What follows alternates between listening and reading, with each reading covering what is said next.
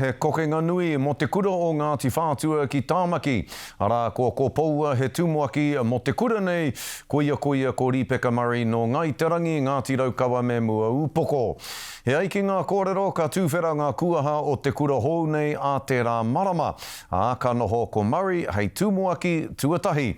A nei te pūrongo a Mārena Mane. Mai ngā tai o te mautere o matakana hei tumuaki o mua ki te kura o te mautere o matakana.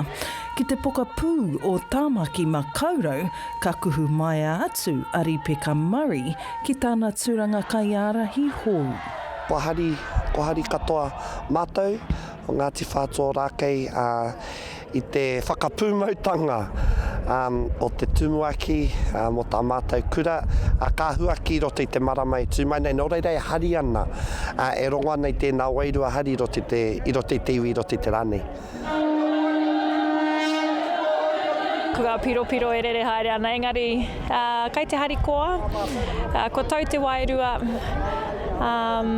kai te hikaka anō hoki te whakarite tēnei kura mo te iwi o Ngāti Whātua o rākei, o tira munga moko puna.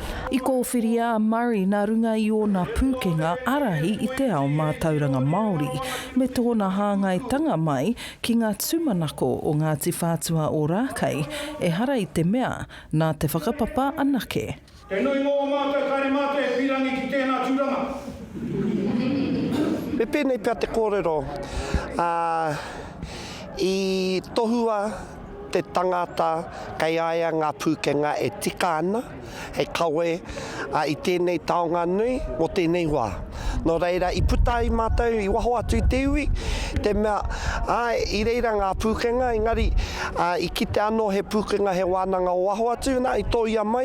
Hei tā Murray e hara i te mahi ngāwari te wehe atu te kāinga, engari i e tahiwa, me puta atu i tō taiao ki te kimi whea ko hou, e hāpai ana i tō whanake tanga mai. Ko te tahi o ngā kianga motuhake ki te kura o te kāinga, kia kana te mata ki te ao.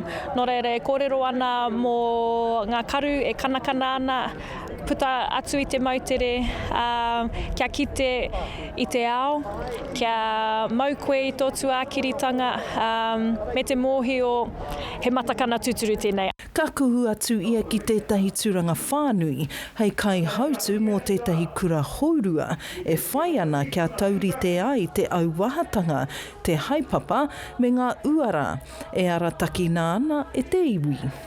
Mena ka pono aku kōrero, e hara i te mea ko oku whainga anake. Ko tāku e hia te rongo i ngā whainga, ngā moemoea o te whānau o te iwi. Nā ko nā, ka whakamahere i aua hia, ka pēhea te whakatutuki i aua hia, hei painga mo ngā mokopuna. Ko tāna haerenga, ko tāna tirohanga, me tāna u ki te kaupapa, ka noho hei tū wāpapa mo tētahi anamata tai aho, mo te kura o Ngāti Whātua ki Tāmaki.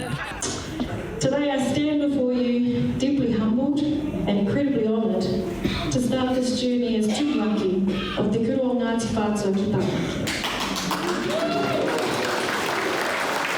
Mārena Mane, te Karere.